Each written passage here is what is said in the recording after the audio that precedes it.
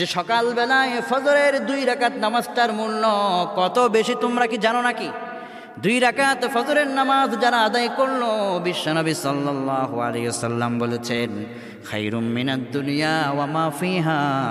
অর্থাৎ এই 2 রাকাত নামাজকে যদি একটা পাল্লায় দেওয়া হয়, তামাম দুনিয়া এবং দুনিয়ার মাঝখানে দুনিয়াতে যত মূল্যবান জিনিস আছে ওগুলোকে যদি অপর পাল্লায় দেওয়া হয়, বিশ্বনবী সাল্লাল্লাহু আলাইহি ওয়াসাল্লাম বলেন যে ফজরের 2 রাকাত নামাজের মূল্য তামাম পৃথিবীর চাইতে বেশি ভারী হয়ে যাবে।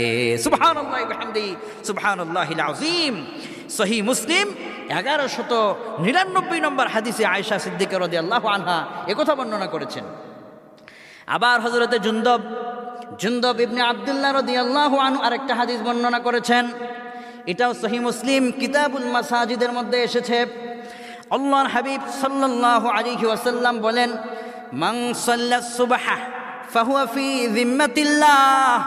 ও যুবক যুবতীরা, যুবক ভাইয়েরা, যুবতী বোনেরা, ফজরের সময় ঘুম থেকে জাগেন না। আল্লাহর হাবিব বললেন যে ব্যক্তি একটা দিন ফজরের নামাজে জাগ্রত হলো, ফজরের 2 রাকাত নামাজ আদায় করতে পারলো, ওই ব্যক্তির উপরে আমার আল্লাহর নিরাপত্তার চাদর বেষ্টিত হয়ে গেল।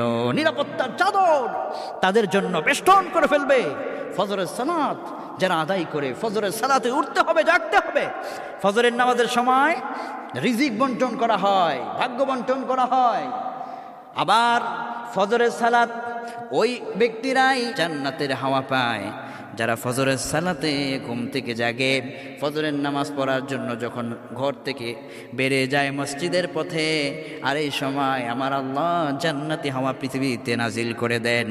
যারা এই ফজরের জন্য জাগ্রত হয়, রহমতের বাতাস তারাই পেয়ে যায়। আর এই ফজরের সময়ের একটা ঠান্ডা বাতাস যেটা বয়ে যায়, এই ঠান্ডা বাতাসের কারণে মানুষ